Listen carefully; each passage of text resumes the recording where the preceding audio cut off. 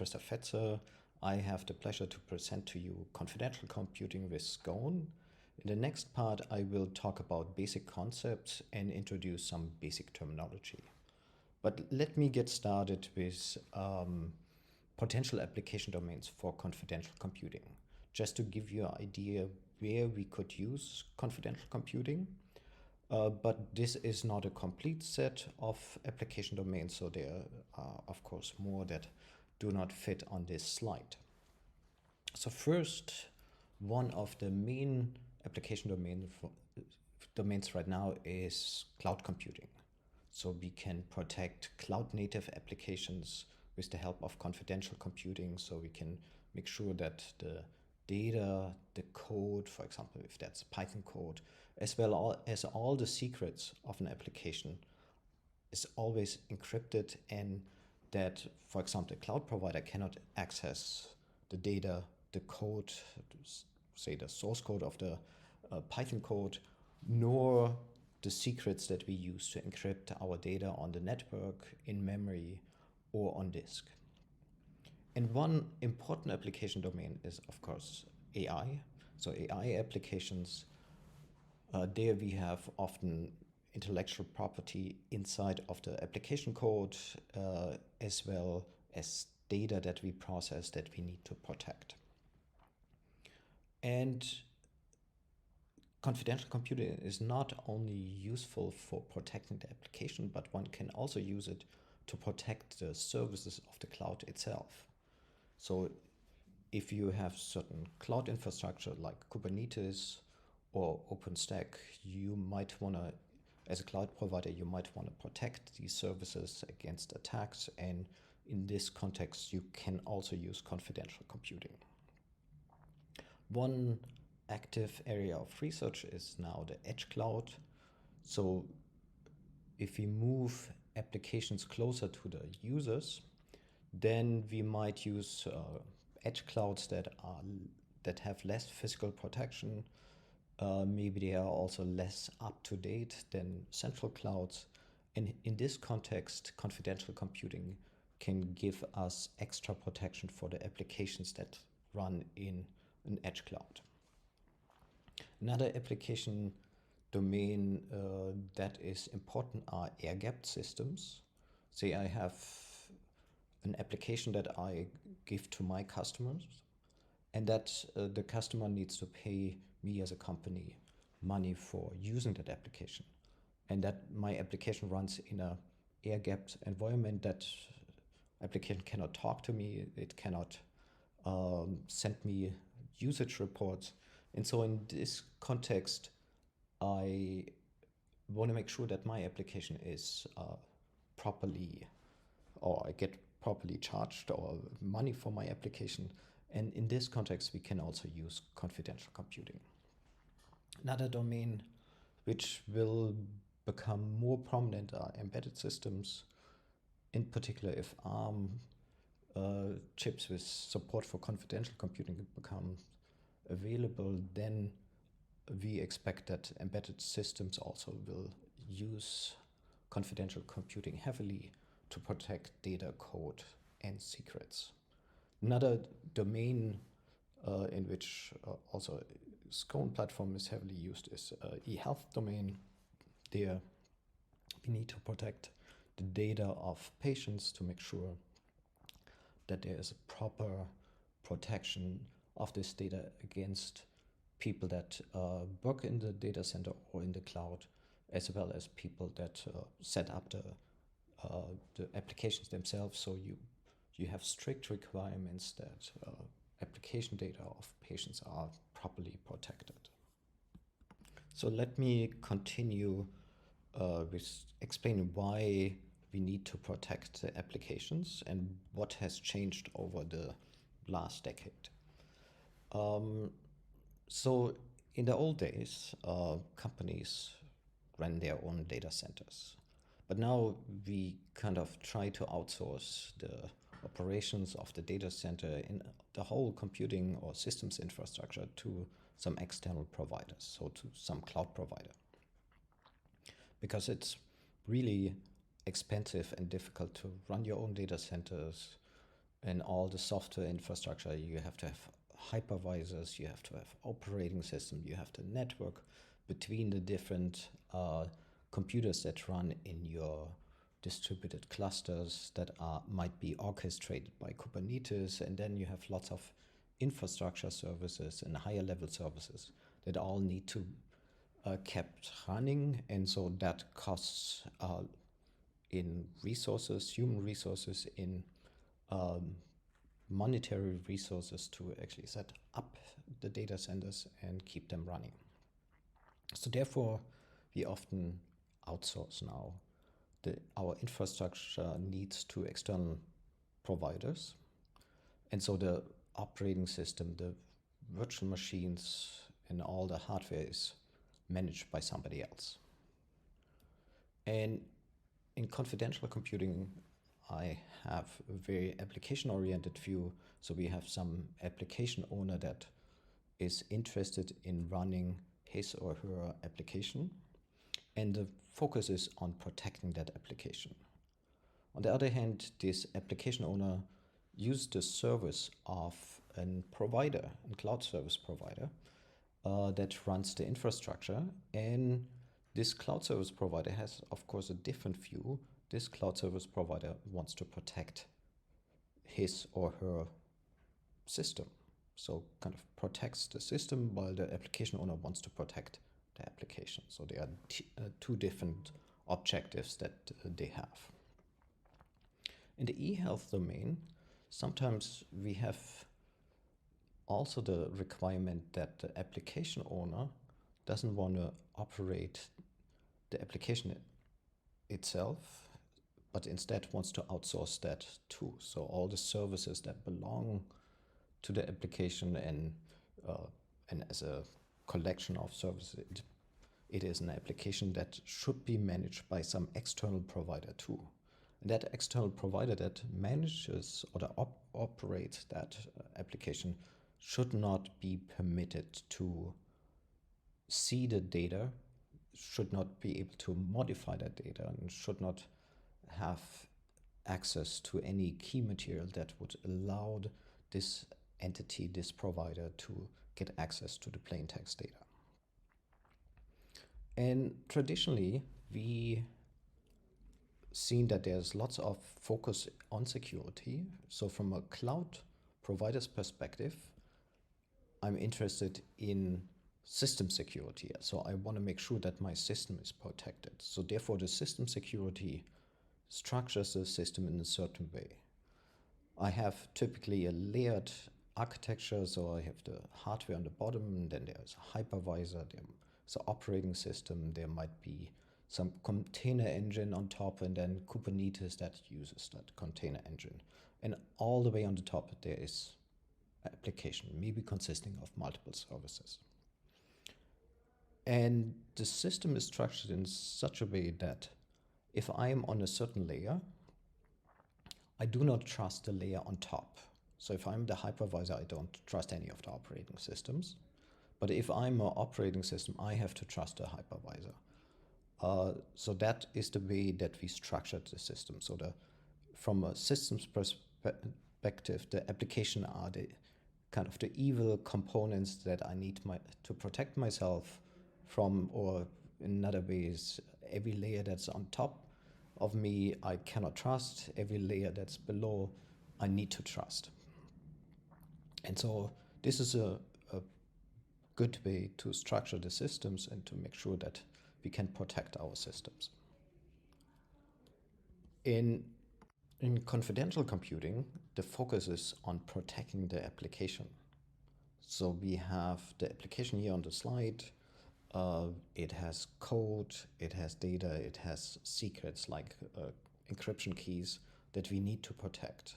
And any adversary that might attack our application, we want to prevent this adversary from getting access to our code, data, and secrets. Maybe if that is a compiled application, it's not too important to protect the confidentiality of the code, but if it is Python, we might need to protect the confidentiality of our Python code because there's intellectual property in that code, or even in Java, if I have a jar file, maybe it's too easy to reverse engineer jar files.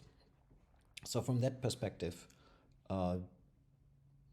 if we have confidential computing, we would like to help the application owner to protect code, data, and secrets. And what we would like to do here is to protect the confidentiality, the integrity, and the consistency of code, data, and secrets. And I have a few slides now to introduce that. So here first, confidentiality is the property that the information, so the code, the data, the secrets, can only be seen or read by authorized users. Every unauthorized entity must not be able to see that data in or code and secrets in clear text. And the important part is authorized. So certain entities are authorized and others are unauthorized, and these unauthorized entities must not be able to see the information in clear text. Integrity is about updating, or that the information that we have is not modified by unauthorized entities. So we have to make sure that only authorized entities, typically our application program or parts of our application program, can modify the data, the code, or the secrets, but nobody outside, no attacker should be able to modify the information. Sometimes we might not prevent the modification, but if there is a modification, at least we want to detect it before we use that data again. And I have also the property of consistency. Consistency is heavily used in computer science. And here in this context, consistency means that whenever we read some data, we should get the latest data that was written by an authorized entity. So it's kind of the terminology that is used in distributed systems. We typically want to implement strong consistency, so we always read the data that was written last. And here, in this context of confidential computing, we want to make sure that we read the data that was written by an authorized entity. That brings me to the next question or problem that we need to address. So how do we define who is authorized and who is not authorized? If you have an operating system, the operating system typically defines users, and it defines which user can access which file, for example. Now, in this context, we typically don't trust the operating system. We don't trust the hypervisor. We don't trust Kubernetes. So in this case, it's not clear who's authorized, because if we don't trust the operating system, we cannot trust that the operating system is kind of giving us the correct rule for a certain user or a certain software component, that it is indeed our application that wants to access it, not a super user or root user that impersonates our application component. So the goal of confidential computing is now that we would like to protect the integrity, the confidentiality, and consistency of our data and code and secrets while in use, so in main memory, as well as in flight, so when we transfer the data via the network, as well when the data is at rest at disk. This means that we want to prevent all unauthorized access to our data. So reading, writing, only possible by authorized entities. So this means that if we have a cloud provider, this cloud provider should not be able to read our code, data, and secrets, nor should that cloud provider be able to modify the secrets data in code without us detecting it, at least. And also, we want to always see the latest data, code, and secrets, so we should not be having rollbacks that make us see old data. So that means we might not be able to use standard encryption for disks or for network that delegates the keys for encryption to the cloud provider. So we need to have something like a confidential computing environment that protects all our code, data, and secrets in such a way that the cloud provider cannot access our code, data, and secrets in plain text, nor modify it, nor read it. So from that perspective, we need some mechanism that allows us to protect our information, so our application, while being in memory, at rest, as well as in flight via the network. So, and how can we do that? So how can we actually ensure confidentiality, integrity, and consistency? Technically, the problem is as follows. We have an external entity that takes care of the hypervisor, the operating system, and therefore has root access to the operating systems and can access any part of the memory. And in this way, any secret that I might have in my application will be visible to that entity that has root access, because that entity can just dump the memory and then try to find my secrets and then use these secrets to decrypt data on the network as well as on disk, and of course seize all the main memory. Now, that was at least true until a few years ago, and then we've seen that CPUs got extensions that allow us to encrypt the main memory in such a way that the operating system cannot necessarily see the main memory of an application, or if it can see it, only encrypted. And there are different extensions to the CPUs, and we call them trusted execution environments. So they are encrypted memory regions that allow us to protect the applications.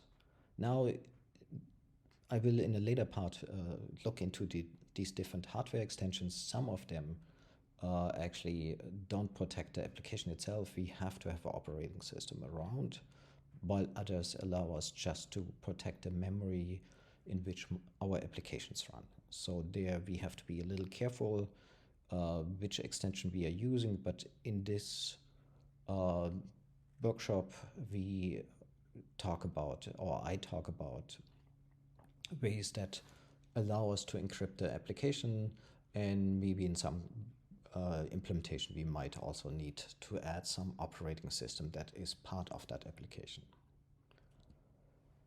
So in general, we have something that's called a trusted execution environment, a T or TE, and that allows us to encrypt memory or use encrypted memory for our application. So our application runs in that encrypted memory region, and this encrypted memory region is created using some CPU extensions. So it's part of our CPU or CPU instruction set.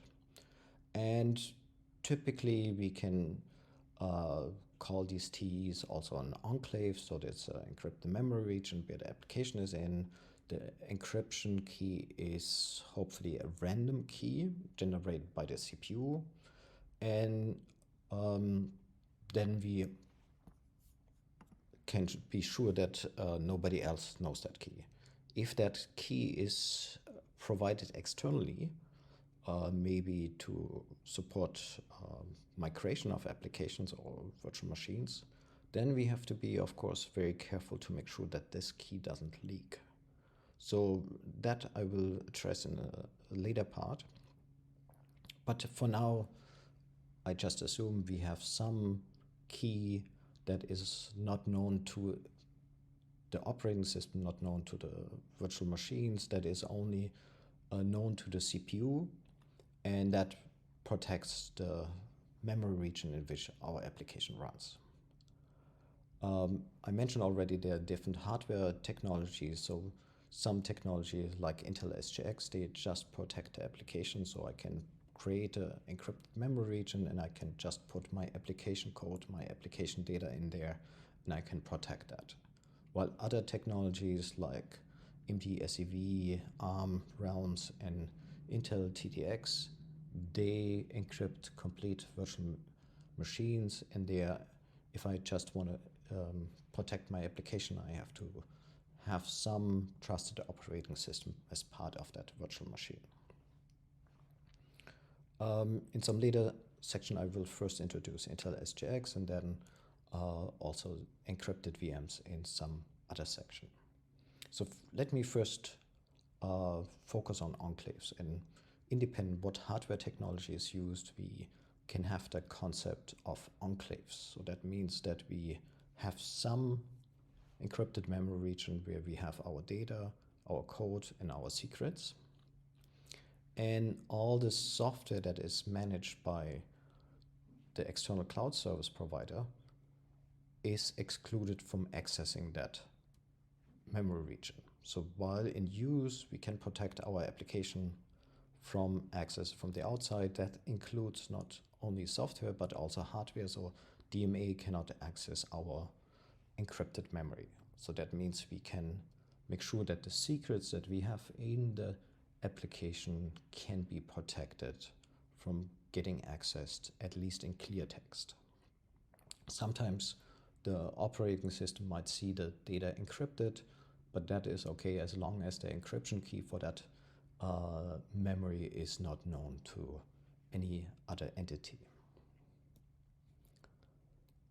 So that means for encrypting data in use, we use encrypted memory regions. For encrypting the data in the network, we typically use a standard approach like TLS. And in SCONE, in a later section, I will introduce the SCONE network shield, so we can make sure that the data is automatically encrypted without the application knowing when it's sent over the network.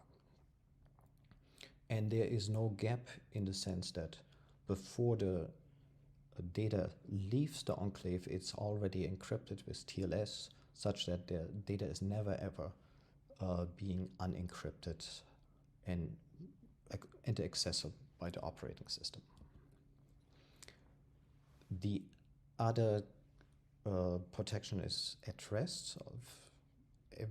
All the data that is at rest, or also code and secrets, should be encrypted in such a way that only the application can access it, but not the operating system or the hypervisor or some admin. So therefore, we have to make sure that files are encrypted with keys that are only accessible to authorized entities. So therefore, I will also talk about a file shield in a later section where I show how one can encrypt the data in such a way that the key is only visible to authorized entities. One question that I get often is, how does this system security and confidential computing fit together? Isn't system security solving all the problems, and why do we need confidential computing? So here's my view of this. So the system security helps the infrastructure provider or the cloud service provider to protect the infrastructure from evil applications. And that is good. So as a confidential application owner, I want the cloud service provider to have as much system security as possible, because I want to minimize the attacks on my application. So this is complementary. So system security is complementary to confidential computing. the confidential computing gives me additional protection as an application owner, that I can protect myself from the cloud service provider, infrastructure provider, from my own staff, so I can make sure that insider attacks, I can protect myself against insider attacks. And I will talk a little bit more about insider attacks when I will talk about governance of confidential computing or confidential applications.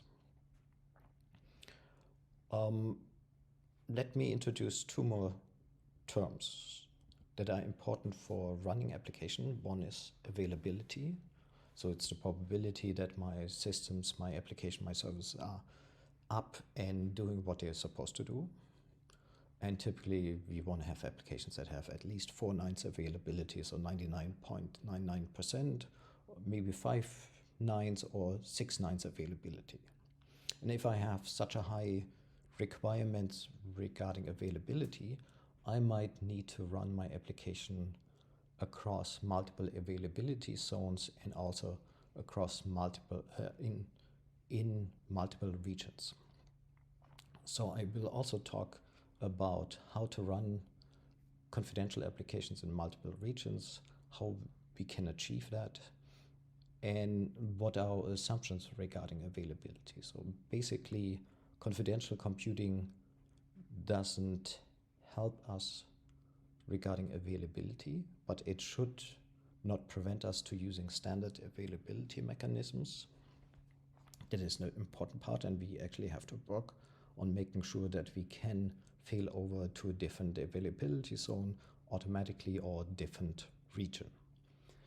And the assumption here is that the cloud provider earns money by providing us resources, and if the resources would be not available, we can measure that, and we can then go and talk to the cloud service provider about violation of the SLAs. The other important property that we need to provide is durability. Durability is the probability that some data item is accessible after 1 year. So sometimes we see durabilities of 11 nines, which is a very high durability. And we need to achieve such a high durability, so we have to put in measures to ensure that data loss is very unlikely. So I will talk about durability in some later part of this workshop. Here the important part is that for durability we have to trust the cloud provider to some extent. So the cloud provider can of course delete all our resources if we don't, as an application owner, we don't pay our bills. Eventually our data will be lost. And so we have to make sure that we, during times when we are available, our data is durable, but we also have to have a way to make sure that we ensure the durability of data, or at least from backups. So there are interesting problems in the context of durability and confidentiality. But in general, confidentiality or confidential computing doesn't address availability nor durability. But if I have a confidential application, I need to take care of ensuring that I have sufficient availability and durability. And so there we need to combine mechanisms of traditional native computation and combine that with confidential computing. And they are important that we use standard SLAs for availability and durability and agree on them with the infrastructure provider or cloud provider. And so just as a high-level view, if we look at availability, we typically use the standard mechanism that we have at our disposal. So if we have a Kubernetes cluster, we will use the standard restarts of Kubernetes. So if a stateless service crashes, then Kubernetes will restart it similarly with stateful services, but there typically we have to be a little bit more careful how we restart stateful services.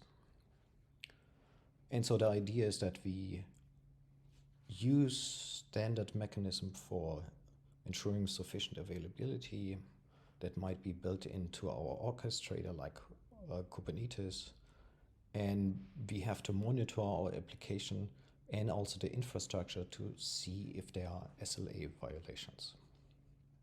As I mentioned, so there will be another section in which I focus more on availability and durability. This is only a quick introduction to the terms durability and availability, and also kind of giving context in how we need to address that in the context of confidential applications.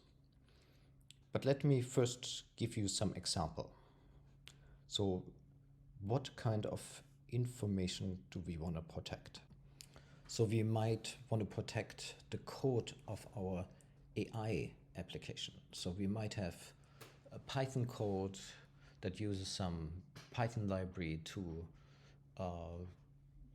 compute some models, maybe optimize the AI model, and there might be lots of intellectual property in that code. And so I typically want to protect my Python code. Python code is really difficult to protect because it's if I ship the Python code, typically everybody who gets that code and runs in their context, in their tenant, cloud tenant, for example, would have access to all my IP and could run it as many times as they want. And so in confidential computing, I would like, and I can protect the code so that users of that code can run it, but could not see the code itself. I can also protect how often that code runs. So I could limit the number of execution based on the payments of the bills. So I can actually limit or license that code using confidential computing. The other protection that I want to have is the data. So if my training data is valuable, I might want to protect this. Not only the integrity of that training data, but also the confidentiality, that it's not easy to be copied.